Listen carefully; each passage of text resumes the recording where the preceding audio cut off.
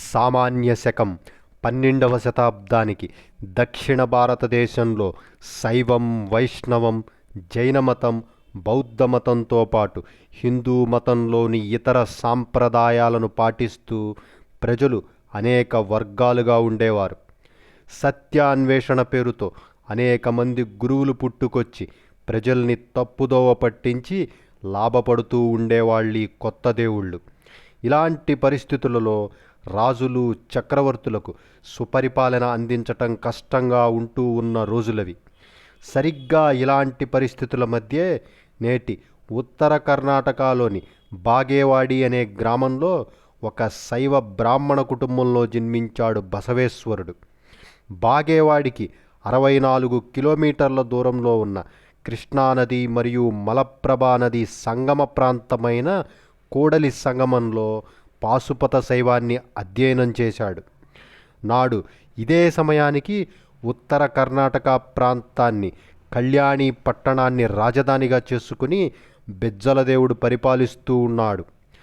ఉత్తముడు, జ్ఞాని, సమాజం పట్ల నిబద్ధత కలిగిన బసవని తన మంత్రిగా చేసుకున్నాడీ బిజ్జలుడు. అలాగే బసవని అక్క నాగమ్మను పెళ్లి చేసుకున్నాడు బిజ్జలుడు.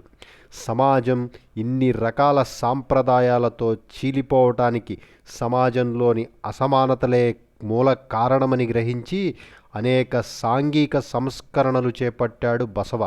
ముఖ్యంగా శైవంలోని అనేక శాఖలని ఏకీకృతం చేస్తూ భక్తి ఉద్యమాన్ని ప్రారంభించాడు.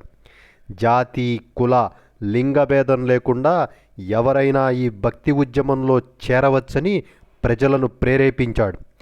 దేవస్థానాలను, యజ్ఞాలను ఆక్షేపిస్తూ తన భక్తి ఉద్యమంలో చేరిన వారికి శివలింగంతో కూడిన రుద్రాక్షమాలని ధారణ చేసి జీవుడే దేవుడు, దేహమే దేవాలయమని గర్జించాడీ ఉత్తమ బ్రాహ్మణుడు.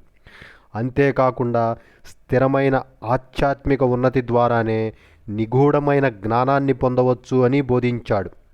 అలాగే అనేక చోట్ల అనుభవ మండపాలను కట్టించి జాతి, కుల, లింగభేదం లేకుండా వారి వారి ఆధ్యాత్మిక అనుభవాలను చర్చించే వేదికను ఏర్పాటు చేశాడు. తన బోధనలను రాజ్య భాష సంస్కృతంలో కాకుండా ప్రజల భాష కన్నడలో బోధించాడు. డబ్బు ఉన్నవాడు గుళ్ళు కడతాడు, పేదవాణ్ణి నేను ఏమి చేయగలను అన్న ఒక పేదవాడి ప్రశ్నకు నీ కాళ్ళే స్తంభాలు, నీ దేహమే దేవాలయం, నీ తలే గోపురం అని తన బసవ పురాణంలో వివరించి దక్షిణ భారతదేశ సమాజాన్ని, ముఖ్యంగా కన్నడిగులను విపరీతంగా ఆకర్షించాడు. దక్షిణ భారతదేశంలోని అన్ని కులాల ప్రజలు ఈ బసవ సాంప్రదాయానికి అలవాటుపడి స్వల్పకాలంలోనే వీరశైవులుగా అతిపెద్ద సామాజిక వర్గంగా ఏర్పడ్డారు. లింగధారణ చేస్తారు కాబట్టి వీరిని లింగాయత్తులుగా పిలవటం జరిగింది. దక్షిణ భారతదేశ వ్యాప్తంగా లింగాయత్ మఠాలు వెలిశాయి. నేటి కర్ణాటక రాష్ట్రం తుముకూరులోని శివగంగ మఠం వీరికి ఒక ముఖ్య కేంద్రం. ఈ బసవ నేతృత్వంలోని వీరశైవ లేక లింగాయత్ ఉద్యమం భారతదేశ చరిత్రలోనే అత్యంత విజయవంతమైన మతోద్యమం. ఈ ఉద్యమం కర్ణాటకలో పుట్టటం వలన లింగాయత్లు నేటి కర్ణాటక రాష్ట్రంలో అతిపెద్ద కులంగా ఆవిర్భవించారు. కర్ణాటక రాష్ట్రం ఏర్పడిన దగ్గర నుంచి ఇప్పటిదాకా వచ్చిన 23 మంది ముఖ్యమంత్రులలో 9 మంది లింగాయత్ సామాజిక వర్గం వారు ఉన్నారు. దీన్ని బట్టి ఈ బసవేశ్వరుడు కర్ణాటక సమాజం మీద ఎంతటి ప్రభావం చూపించాడో అర్థం చేసుకోవచ్చు. మన ఆంధ్రదేశంలో కూడా 1952కి ముందు లింగాయత్ జనాభా ఎక్కువగానే ఉండేది. భాషా ప్రాతిపదికన ఆంధ్రప్రదేశ్ ఆవిర్భవించిన తరువాత ఆంధ్రప్రదేశ్లోని లింగాయత్లు తిరిగి వారి వారి సొంత కులాల్లో కలిసిపోయారు. నేటికి ఆంధ్రదేశంలో శివలింగాన్ని హారంగా ధరించేవారు అన్ని కులాల్లోనూ కనిపిస్తారు. వీరందరూ ఆనాటి బసవ సాంప్రదాయాన్ని అనుసరించిన వారే.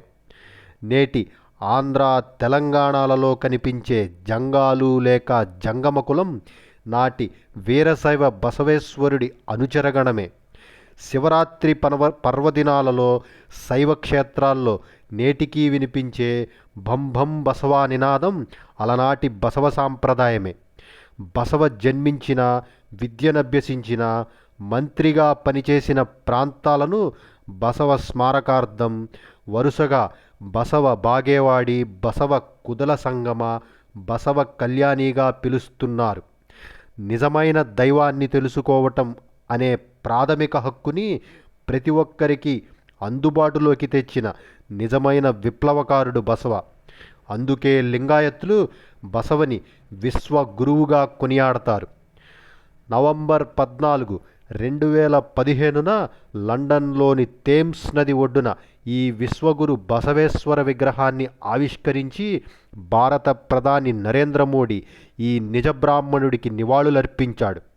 అలాగే కర్ణాటకలోని బీదర్ జిల్లాలో బసవ కళ్యాణి పట్టణంలో 108 అడుగుల భారీ బసవ విగ్రహాన్ని చూడొచ్చు.